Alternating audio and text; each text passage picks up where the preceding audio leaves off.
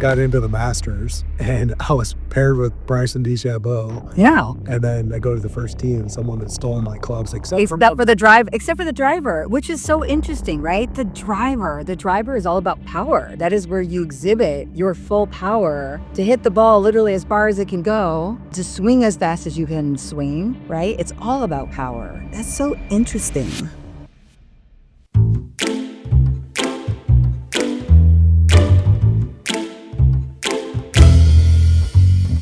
Welcome back to the long and short of it. My name is Jaacob.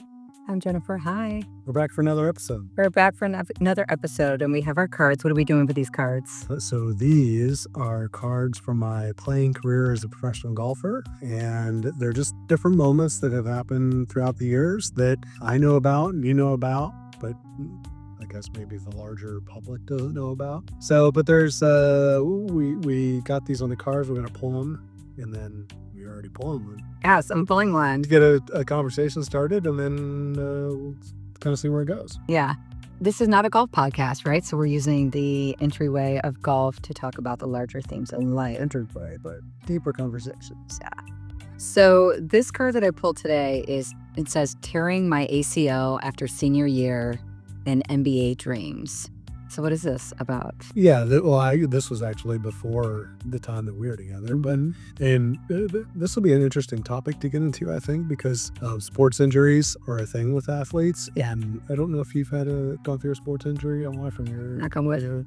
Yeah. But it's certainly affected a lot of athletes. But yeah, so growing up, I'll give a little backstory that could just kind of take it where it goes, I guess. So a little backstory. I started playing sports in 3rd grade, and then I did soccer and baseball, and then got into basketball in 6th grade. And it was a way for me to really hang out with my dad and spend a lot of quality time together and bond. And I think like it was a way, in hindsight, for me to get his attention. I could see he was excited about sports. So when I did something exciting in sports, he would get excited. It's our fault. So my first love was baseball. But my sophomore year of high school, I got cut from the JV baseball team at sophomore. I made it the freshman year, didn't make it the sophomore year. Interestingly, I went on to have the Minnesota Twins try out. So maybe a little lesson there, you don't, just because you fail at something doesn't mean you can't go on to something. But with baseball on the back burner, I shifted focus to basketball. Yeah. And then I went through high school, and then there was a chance to play in Division II in college. So I was coming out of high school. I was super, super excited. I went through high school graduation. I was just wanting to practice. And I felt like this is finally my chance where I can really do something and shine. And just the opportunities to get to play sports in college are so far and few between. So I was out at a playground playing a pickup game, getting prepared for all this. And I tried to go up for a dunk. And then someone's knee comes in right when I plant. Someone's knee comes into mine and basically bends it away that it's... How old were you? I was 17, and bends it away, 17 and a half, and it bent it away that it's not supposed to go. And it made a big pop. And then all of a sudden I was limping, and I never had an injury like that before. Yeah. So, but I was like, whoa, it was a really loud noise. Right. And I pulled myself off the court, and I was like, all right, well, maybe I can just walk it off and keep playing, be tough and just keep going. But it was just so much that I couldn't do it. Right. And yeah, so I went to the doctor. It was basically an ACL tear that I had to wear a big knee brace the freshman year. Like I really felt like it derailed my basketball career. So it was really hard to swallow as an athlete having to deal with that injury. So that's a little bit of the backstory. So NBA dream. So you felt like that moment, there was that basically crumbled that whole potential. Yeah. So by that stage, I hadn't gotten back into baseball, so I thought baseball was out, which was my first love. Yeah. And then all of a sudden now I'm getting this opportunity to go play basketball. Well, and I'm just kind of laughing. I'm laughing because this thought the career's done. Yeah. Well, I'm laughing because it's like golf is not in there at all, right? It has to. You're not. Yeah. It's not even the picture, but you're clearly, like into athletics, into sports. And, I'm just wondering, as you share that, how do you think that idea of this physical event and your association that it destroyed these professional dreams, how do you think that impacted you when you did go on to play college basketball? Like, do you feel that changed you? Not, physically perhaps, but even mentally? Like, what do you think what was the imprint that had? Well, this was in the summer of going into college. Maybe, I forget the month, but something like July or something. Yeah. And then all of a sudden I go off to college in August, and it's time to try out for the team, the basketball team. And I made it, but I was wearing a brace, and I was just, I didn't have surgery. One doctor told me I needed a full surgery. One doctor said it was a partial tear. I was like, right, I'm going the non-surgery route, and I was wearing this brace, but I was really tentative after that. I played really aggressively previously. I would jump into people with my body, draw contact, and I had big enough hands to protect the ball and shield, and then draw a foul, and then lay out the ball. So all of a sudden I was afraid to make contact with people, and I never got over that to the fear of like contact with others, because it was such a traumatic thing. And although I ended up like the knee kind of healed, or mostly healed over a couple of years, I never really had the same aggressiveness in basketball after that. I couldn't overcome that mental hurdle. Or like I became a different type of player. I was a little less physical, and I was so I had to change my playing style to accommodate that, I think, since I never got over that, I guess, really. Do you wonder or think, or is there any thread of this that connects to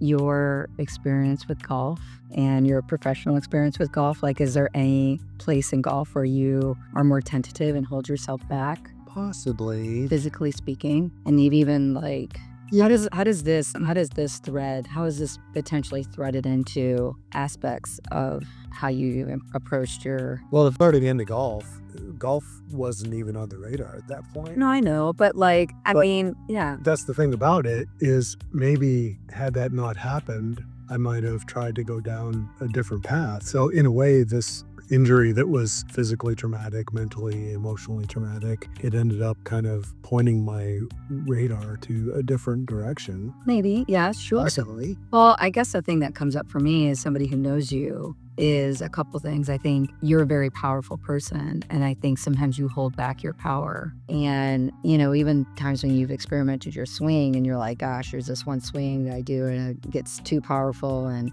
I can't really control it. And so sometimes I feel like there's an aspect where you restrain your power a little bit. And I'm just wondering, because I actually never thought about this. I knew about your ACL tear and I knew about your NBA dreams, but I guess talking this through with you, I wonder, how has this affected how you are powerful in the world and how that power translates into, golf? And I also think about, what's interesting about this, because it almost is like, how you had that one dream where, you've made it to, it's like you've made it. He's a recurring dream. He's at a recurring dream. He makes it to some professional event, some PGA event, and he's there. And then he forgot his clubs, or something happens, which is absurd. And like the most recent dream you had, somebody like stole your clubs at a PGA event, which would never happen. But anyways, but you had this dream of like, you can't perform. You can't perform at the peak way that you... Something happens. Yeah, and I'm just looking at this, and I'm just wondering, like, have you done any like deeper work on looking at sort of you haven't done any deeper work, yeah, but I'm just wondering, like, the psychological impacts or the cognitive or the sort of deeper, because as somebody who I'm like, gosh, why do you keep having this reoccurring dream? But maybe there's a thread here that is connected to what would it look like if you really exhibited your full power. Yeah. If I started to stand out. Yes. Maybe my psyche took that as like, ooh, that's dangerous. I inferred from that by really trying to stand out. Yeah. Or trying to stand out, or trying to, you can't, like, that's interesting. Like, you had NBA dreams, and you had like baseball, Major League Baseball, and you've had PGA dreams, and you still have a PGA dream. So there's something here that I think is really interesting around this ACL tear, your physical, but really emotional response to that, totally understandable, very traumatic. And yet there's something that seems to have kind of threaded into, aspects of your golf career. Well, there is this dream. Yeah, there is that dream. It's always a different theme. The other night, I got into the Masters, and I was paired with Bryson DeChambeau. Yeah. And then I go to the first tee, and someone had stolen my clubs, except for the driver, which is so interesting, right? The driver is all about power. That is where you exhibit your full power to hit the ball literally as far as it can go and to swing as fast as you can swing. Right? It's all about power. That's so interesting. This happened a couple times in other areas also when I was doing the World Long Drive Championship. So you were here for this part. Yeah. I would do fine in the local qualifiers or win those and even set venue records for the drives there. And then I would go to the next level where it was just about to the point where you go to the World Championships and there would be like an internal freezing, like a performance. Maybe it had to do with this because it's like, oh, if I stand out, this is going to like hurt me. Mm-hmm. And then I would just barely hit the ball enough to get eliminated by a yard or something. And then even in the Speedgolf World Championships, I remember this was on CBS and the Masters, and I was 2 under par on the front nine, and no one had ever shot par in the World Championships before me. It was 6 clubs in the Bandon Dunes, great golf course. And then I get to the 16th hole, and then I make a bogey, and it's a birdie hole, and I make a bogey, and then I par this. I called myself. I par on 17th, and then on 18, the last hole, it's another birdie hole. So I have a chance to I had a chance to really take it deep and go deep under par and really blow out the championship. Right? Yeah, exactly. But I ended up bogey in the last hole, or either par or bogey in the last hole. I ended up finishing even par, which was still tied the championship record for scoring. But you had within reach. This was like a hesitation. Yeah. Right when it was about this is the time to stand out. So it's possible that I don't know if it'd be interesting to get into some do some kind of therapy sessions about this to see if this was like a root cause of this or cause of these kinds of themes. Well, I mean, I think it's so interesting because, I think one, you are 6'2", you're kind of a commanding figure, but you're one of the nicest. Yes, exactly. But you're one of the, when people meet you, they're like, gosh, Jaacob, he's so nice. And, people say he's so nice, he's really humble, you have those qualities. So you have this side of you that's really I'm going to say soft, just really accessible, really approachable. But then you have this amazing power, and I think there's something there around, it could be connected to this event where that gave you some sort of physical and emotional imprint to be careful of, putting yourself too far, you're going to get hurt. There's something in our dinosaur tail of a brain that's protecting you, right? And then there could also just be this aspect of, certain aspects of your personality, which are wonderful. And it's how to kind of negotiate those areas, right? And I think what I think about too, as I look at this, I think this is a common thing for a lot of people where even if you're not a professional athlete, we hold ourselves back in life, right? We hold back our light, we hold back our power, we hold back. And I'm not talking about power from an arrogance, I'm talking about real command and confidence in knowing and just going full out and putting yourself out there. There's that amazing movie, Rudy, right? Where the kid just gets, this one of the most motivational movies, this little small kid, going on going for the Notre Dame football team and just keeps getting wiped out. And everyone's he's never going to be out there. And he just keeps working. He just puts his full self out there.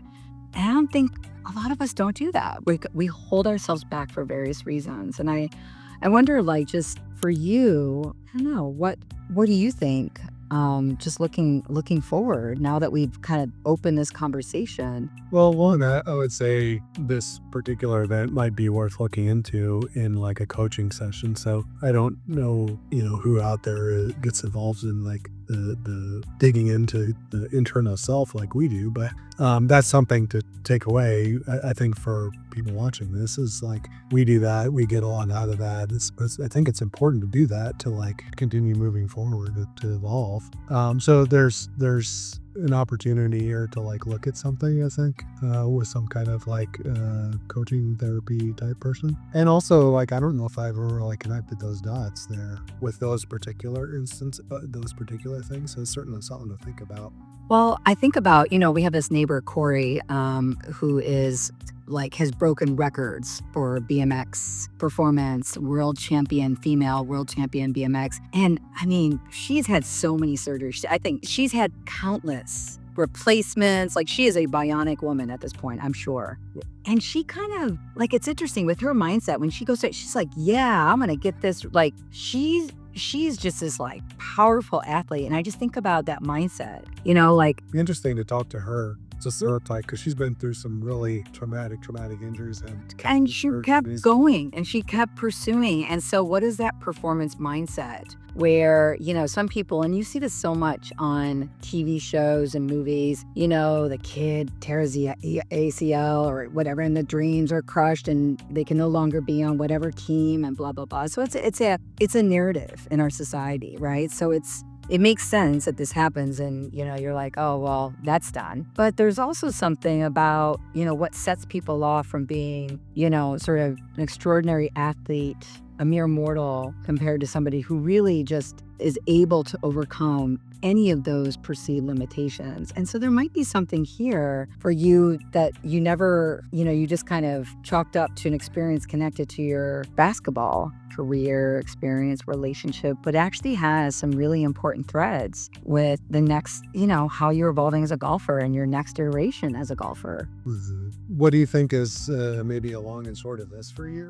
Well, the long and short of it is, we just did the long of it, but the short of it is that, and it helps me think about me. I was just talking to someone today about my blind spots. We just moved our bedroom to a different part of the house. And I'm like, why didn't we always have our bedroom in this part of the house? And it made me wonder what other blind spots I have in my life. And so I feel like this conversation that we've been having is possibly uncovered a possible blind spot that you've had on the origins of where, and maybe it's not the origin, but maybe it's one of the threads of where you might hold back your power and why you hold back your power. And so for me, the short of it is like, where am I? If I think about myself and how this relates to me, because it's the conversation I've been having myself today, where are my blind spots? Where am I holding myself back? Where am I not being as bold and big and, just out there as I have really big energy. And why is that? What